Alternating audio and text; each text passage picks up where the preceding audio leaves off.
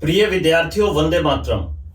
बहुत दिन से बच्चे मुझे कह रहे थे कि प्रेरक मुलाकात में उन शख्सियतों को बुलाइए जिन्होंने अभी हाल ही में रीट L1 परीक्षा के माध्यम से तृतीय श्रेणी अध्यापक भर्ती परीक्षा में ज्वाइनिंग हासिल की है।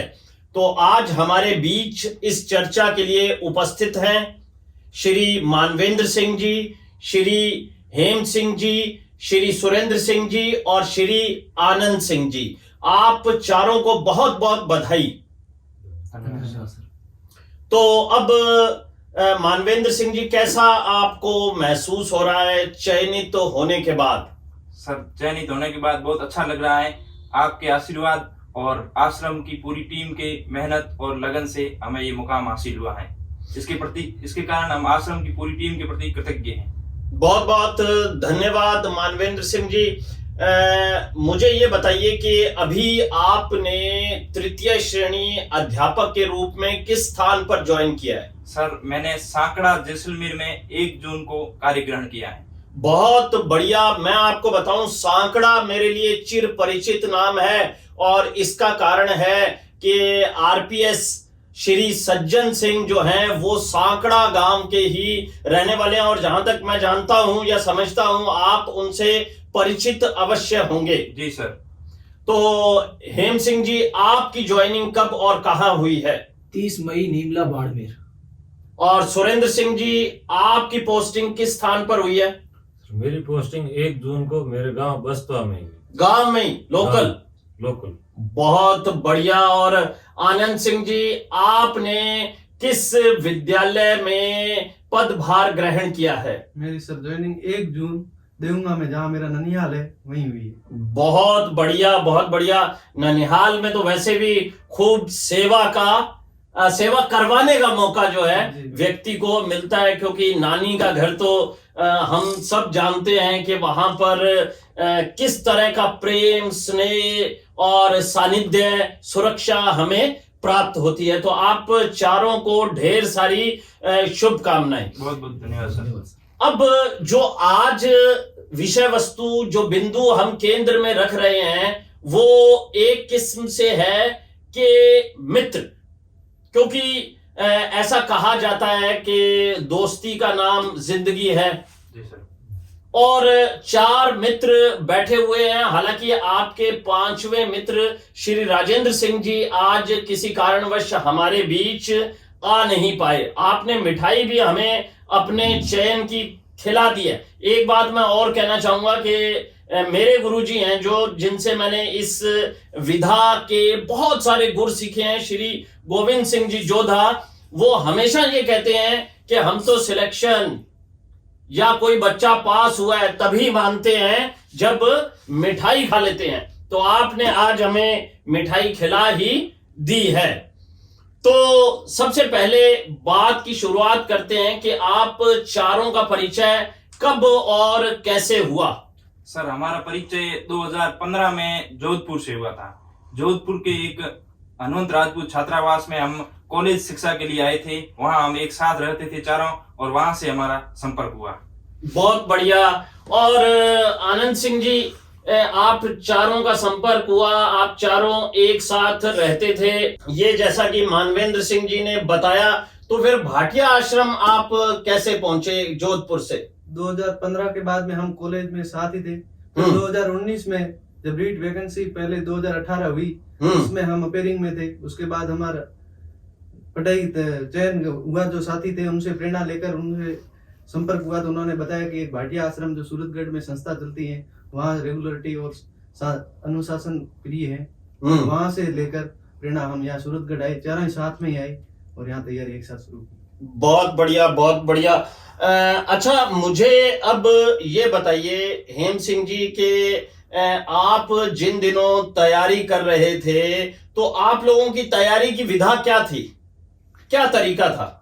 नियमित रूप से भाटिया आश्रम के शेड्यूल को फॉलो करना। सिर्फ शेड्यूल फॉलो करते थे या क्लास में भी जाते थे? क्लास जाना, उसके साथ नियमित रूप से शेड्यूल फॉलो करना। हाँ। नियमित रूप से टेस्ट देना और उन टेस्टों में जो कमियां थी वो ग्रुप के साथ मिलके उन कमियों को दूर करना।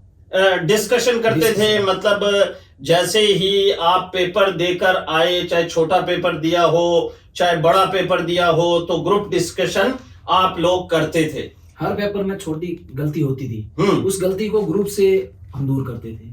मतलब चर्चा करते कि भाई किस व्यक्ति ने क्या गलती जो है वो की है। अच्छा सुरेंद्र सिंह जी, आप बताइए कि सूरतगढ़ में रह कहाँ रहे थे आप?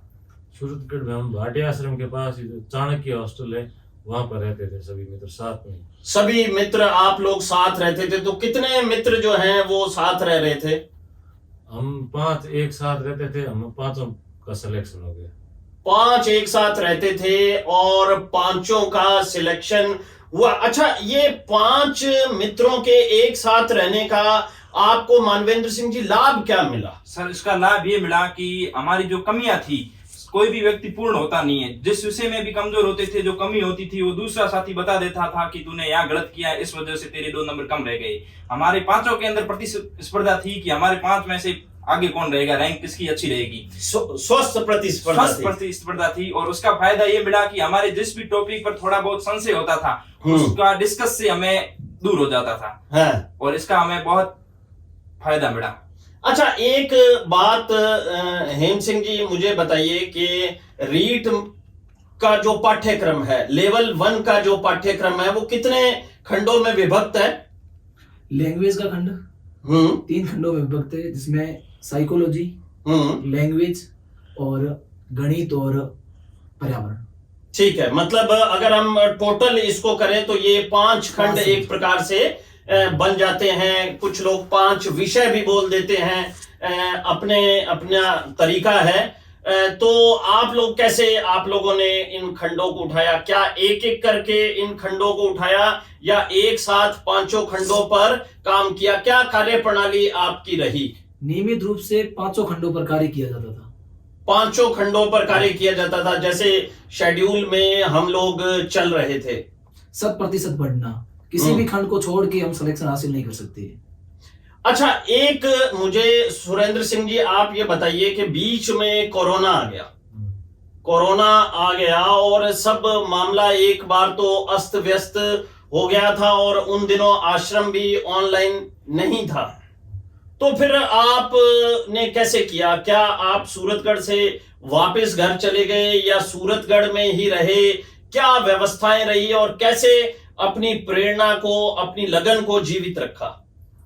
सर, जब कोरोना आया था तब लगभग लॉकडाउन लग गया था, सभी अपने घरों की तरफ लौट रहे थे, तो यहाँ हॉस्टल बंद होने के कारण हम भी चले गए।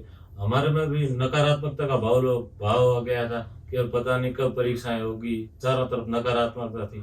तब आपके पत्र पढ़कर हमें ऊर्जा आई, वापस सकारात्मकता आई। हाँ, बिल्कुल बिल्कुल बिल्कुल, मुझे ये बात अच्छी तरह से ध्यान है कि मैंने उस समय अनेक पत्र लिखे थे जो कि सोशल मीडिया पर प्रेषित भी किए थे कि भाई अब बच्चों को क्या करना चाहिए।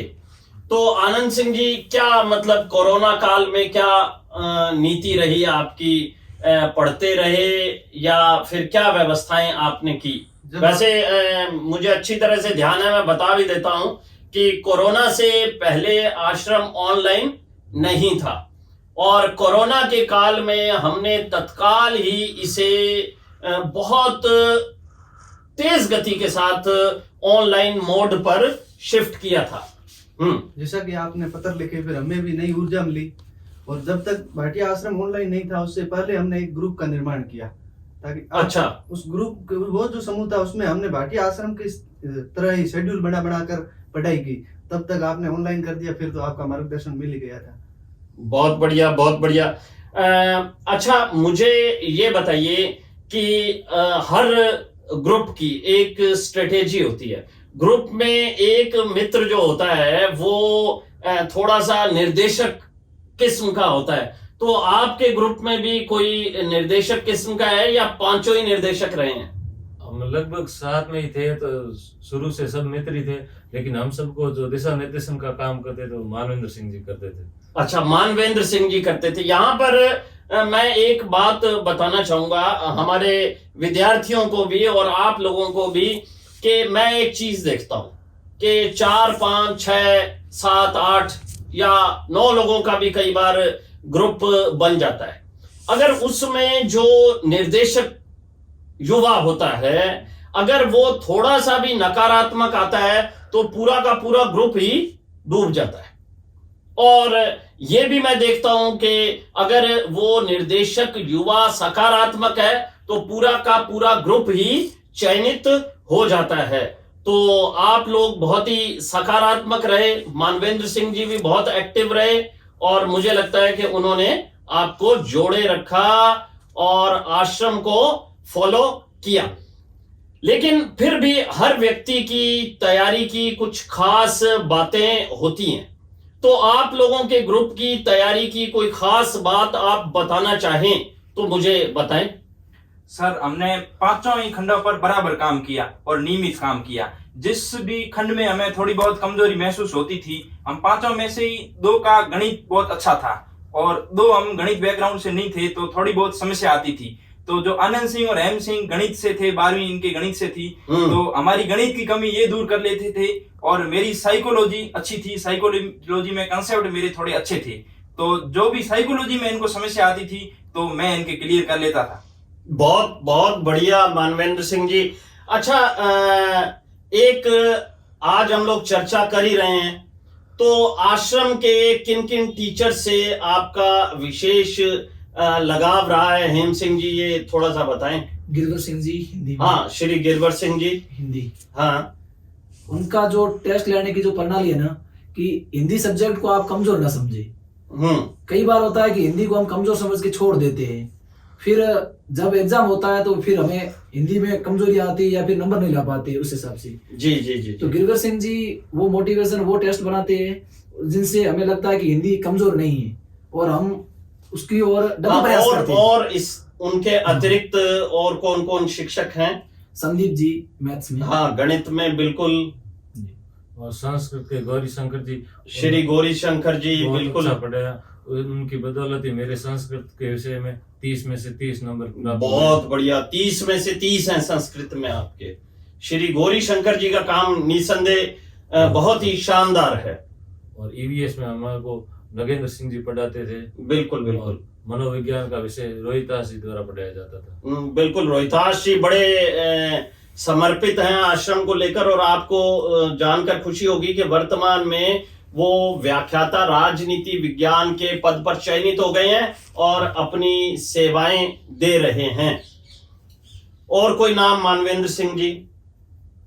और सर नगेंद्र सिंह जी, और इनके अतिरिक्त विज्ञान के लिए एक सर जी आया करते थे, उनमें उन्होंने पर्यावरण में बिल्कुल बिल्कुल बिल्कुल उनका भी साइंस सब्जेक्ट जो होता है इसमें 4-5 क्वेश्चन आते हैं जनरल साइंस के, उन्होंने बहुत अच्छी तरीके से तैयार करवाया, जिससे पर्यावरण में भी हमारा सभी का 28-29 स्कोर रहा।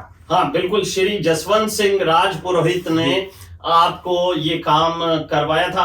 अवधि उनकी अल्प रही तो शायद आप नाम को स्मरण नहीं कर पाए उनके, लेकिन खैर कोई खास बात नहीं है। अच्छा, मुझे आप ये बताइए कि आश्रम से आप 2018 में जुड़े हैं, उससे पहले भी मैं जब आप चारों को देखता हूं, या राजेंद्र सिंह जी आज उपस्थित नहीं है, तो मुझे महसूस होता है कि आपके भीतर बहुत ही संस्कार हैं, बहुत ही ऊर्जा है और एक समर्पण का भी अद्भुत भाव है।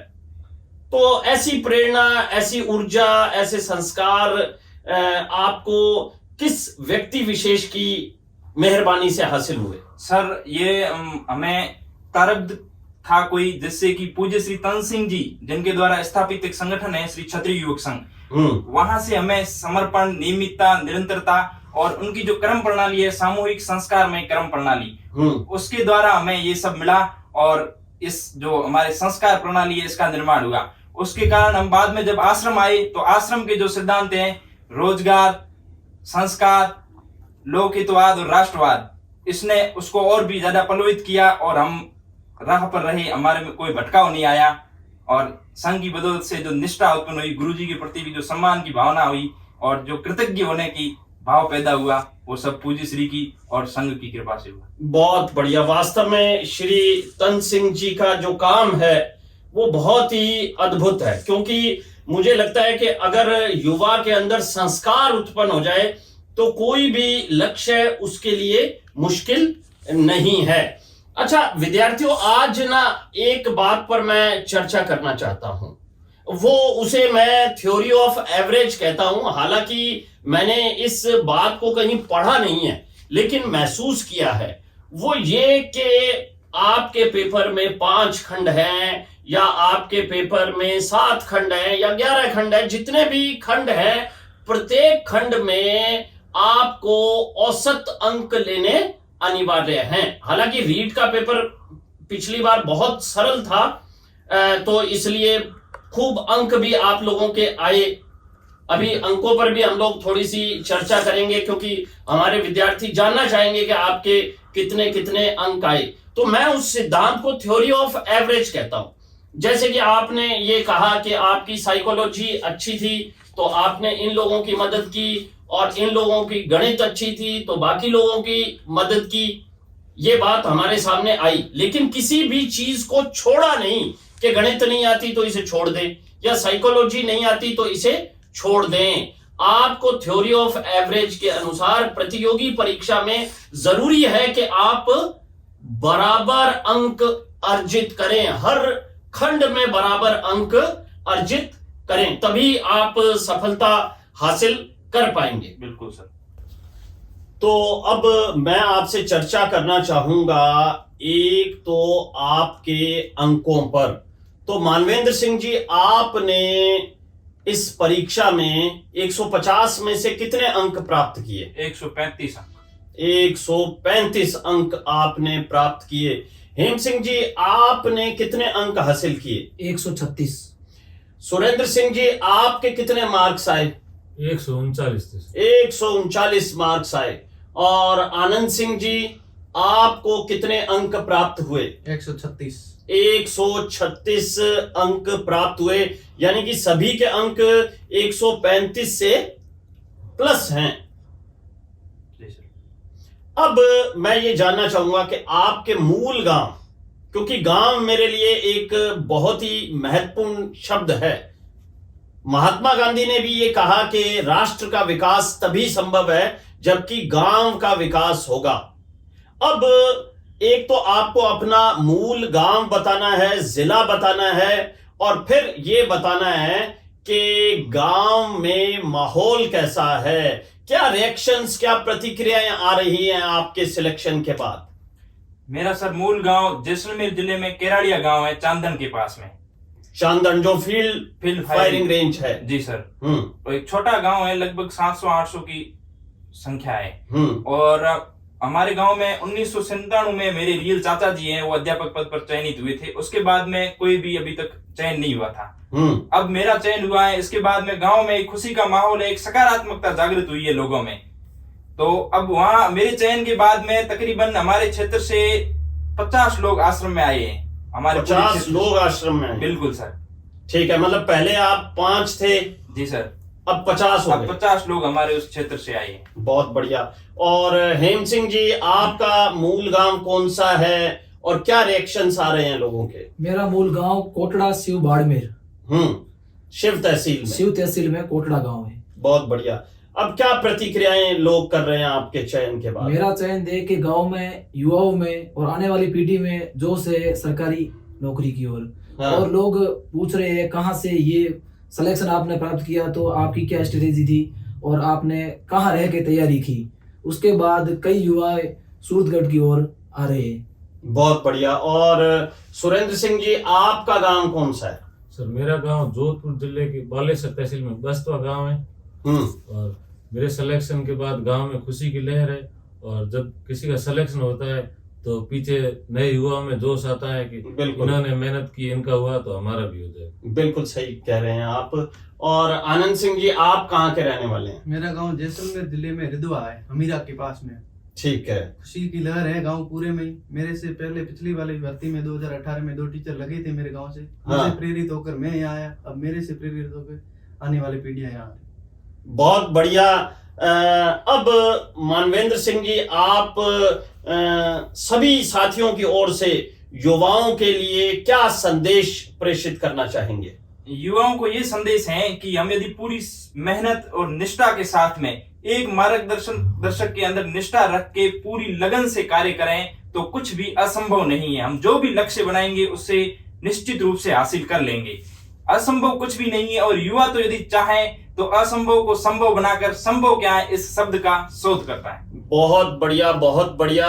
तो विद्यार्थियों, अभी हम लोग मिल रहे थे रीट लेवल 1 के माध्यम से तृतीय श्रेणी अध्यापक भर्ती परीक्षा में चयनित 4 युवाओं से। इन्होंने हमें बहुत सारी बातें बताई कि शेड्यूल को फॉलो किया, रोज क्लास में गए और अपनी रैंक को मेंटेन रखा। तो आप भी इसी प्रकार से काम करें। एक मैं महसूस करता हूं कि इन दिनों युवा बड़े दबाव में हैं, बड़े कंफ्यूज्ड भी हैं कि कौन सी भर्ती की तैयारी करें, कौन सी भर्ती की तैयारी ना करें। मेरा आपसे आग्रह है कि आप अपनी परिस्थिति को देखते हुए एक लक्ष्य बनाकर बहुत ही धैर्य से काम करें तो सफलता अवश्य प्राप्त होगी। तो एक बार आप सभी को ढेर सारी शुभकामनाएं। जय हिंद, जय भारत, जय राजस्थान। धन्यवाद।